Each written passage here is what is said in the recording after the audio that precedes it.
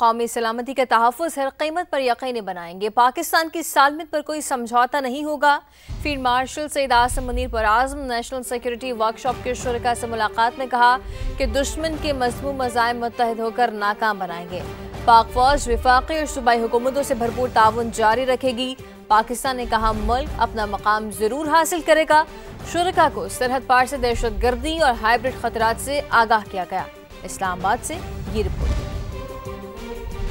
Field marshal Syed Asim Munir से national security workshop के शुरका की GHQ में मुलाकात। सिपा सालार ने खित्ते की बदलती सूरत हाल, बढ़ती जोग्राफियाई सियासी रकाबत, सरहद पार से दहशतगर्दी और हाइब्रिड खतरात से खबरदार कर दिया। कहा कि बैरूनी हमायत याफ्ता दहशतगर्दी और मालूमाती जंग के पेचीदा चैलेंजेस दरपेश हैं। अफवाज पाकिस्तान और इंटेलिजेंस इदारे कौमी सलामती के तहफ़्फ़ुज़ के लिए पुरअज़्म, पेशावराना अज़्म और साबित कदमी के साथ अपनी जिम्मेदारियां निभा रहे हैं।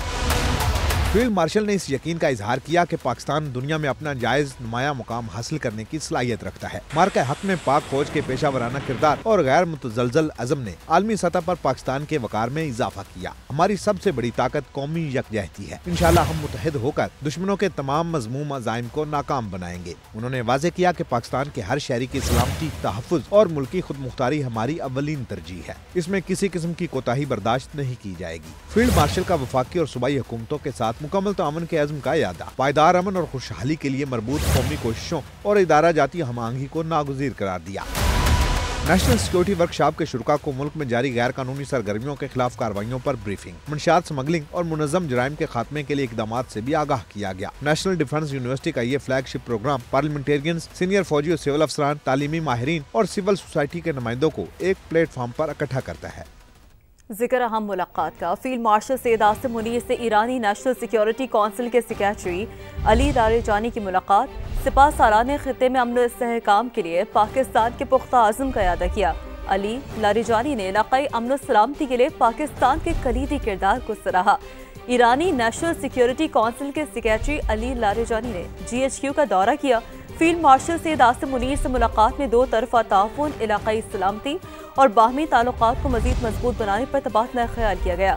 ISPR के मुताबिक फील्ड मार्शल ने खित्ते में अमन इस्तेहकाम के लिए कौमी आज़म दोहराया। कहा दहशतगर्दी के खात्मे और इलाकाई सलामती के लिए ईरान के साथ करीबी ताउन इंतहाई अहम है। फील्ड मार्शल ने पाकिस्तान और ईरान के दरमियान स्ट्रेटेजिक शराकतदारी की अहमियत पर भी जोर दिया। अली लारेजानी ने ईरान और पाकिस्तान के ताल्लुकात को मजीद फ़रोग़ देने के अज़्म का इज़हार किया। कहा मजबूत शराकतदारी ही इलाकाई चैलेंजेस से निपटने और देर पर इस्तेहकाम को यकीनी बनाने का रास्ता है। मुल्क दुश्मनों ने पेशावर में FC हेडक्वार्टर्स को कैसे निशाना बनाया, CCTV फुटेज समा पर। दहशतगर्द यहाँ तक कैसे पहुंचे, तमाम मनासिर रिकॉर्डिंग में मौजूद हैं। इस पर बताएंगे हमारे एंकर पर्सन हमजा मुमताज। मुल्क दुश्मनों ने पेशावर में FC हेडक्वार्टर्स को कैसे निशाना बनाया, CCTV फुटेज समा पर और हमारे FC के जवानों ने इसको कैसे रोका, आइए आपको दिखाते हैं। ये मनाजर है पेशावर के FC चौक के करीब। एक मोटरसाइकिल पर सवार 3 दहशतगर्द जा रहे हैं। ये दहशतगर्द कोहाट रोड की तरफ से आए हैं। इन तीनों अफगान दहशतगर्दों में से आगे वाले ने मुंह छुपाया हुआ है, जबकि पीछे बैठे 2 अफराद के चेहरे वाज़े देखे जा सकते हैं।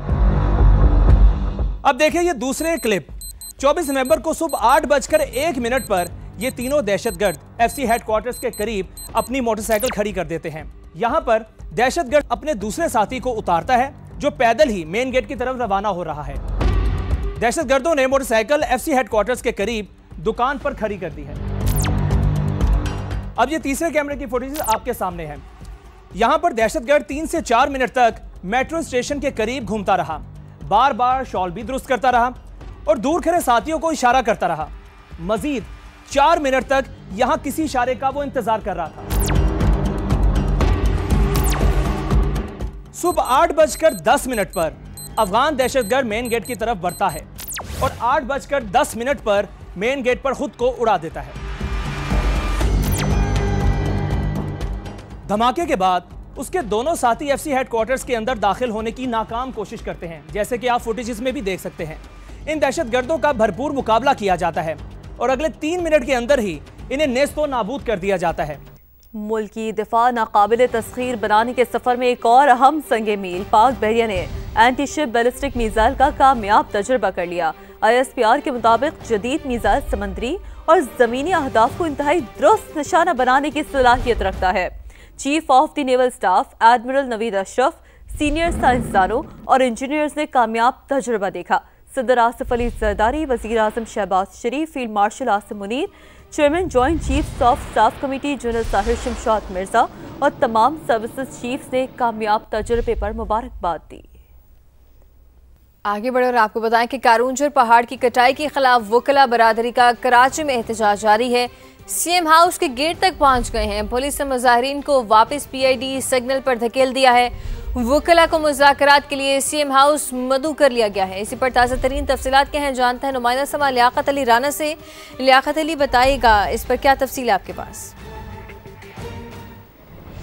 देखें, वज़ीर आला हाउस में वकला और सूबाई वज़ीर नासिर हुसैन शाह के दरमियान में मुज़ाकरात हुए हैं और ये मुज़ाकरात जो अब तक की इतलात हैं उसके मुताबिक कामयाब हो गए। वकला ने अब मुज़ाकरात के बाद अपना एहतजाज 15 दिन के लिए मौखर कर दिया। उनका कहना है कि हम हुकूमत को 15 दिन के तक का वक्त दे रहे हैं कि वो अपील जो सुप्रीम कोर्ट में दायर की गई है, वफाकी आइनी अदालत में दायर की गई है, वो वापस ले और कारूंजर पहाड़ की जो लीज दी गई है प्राइवेट कंपनी को उसको भी मंसूख करे। वकला का कहना है नासिर हुसैन शाह ने हमसे वादा किया है कि वो इनका चार्ट ऑफ डिमांड जो वकला ने पेश किया है वो अभी सिंध असम्बली का चूँकि सेशन जारी है तो वो सेशन के सामने रखेंगे। और ये भी बताया गया है कि हुकूमत सिंध अपील को वापस लेने पर गौर कर रही है और लिहाजा वकला को एहतजाज ख़त्म कर देना चाहिए। वकला ने नासिर हुसैन शाह के साथ मुज़ाकरात के बाद अपना एहतजाज ख़त्म कर दिया है और कहा कि 15 दिन तक हम इंतज़ार करेंगे। अगर हुकूमत सिंध ने अपील वापस ना ली और कारूंजर पहाड़ की जो कॉन्ट्रैक्ट कंपनी को दिया हुआ लीज वापस नहीं मंसूख नहीं की गई तो दोबारा एहतजाज किया जाएगा। मुज़ाकरात कामयाब हो गए हैं। आज सुबह 2 रैलियां निकाली गई। पहली rally Sindh high court bar association की रैली निकाली गई जिसमें वकला ने यहां आकर चार्ट ऑफ डिमांड पेश किया और उसके बाद वो वकला वापस चले गए। इसके बाद कराची बार एसोसिएशन की रैली आई जो अब तक मौजूद है और इन्होंने मुज़ाकरात भी किए और मुज़ाकरात के बाद अब इन्होंने एहतजाज ख़त्म करने का ऐलान कर दिया। लेकिन एक बदमज़गी भी पैदा हुई वकला और यहाँ निजी होटल के जो गार्ड्स थे उनके दरमियान, क्योंकि वकला सीएम हाउस में दाखिल होने की कोशिश कर रहे थे जिसकी वजह गार्ड्स ने रोकने की कोशिश की तो कुछ वकला ने उन गार्ड्स को तशद्दुद का निशाना बनाया।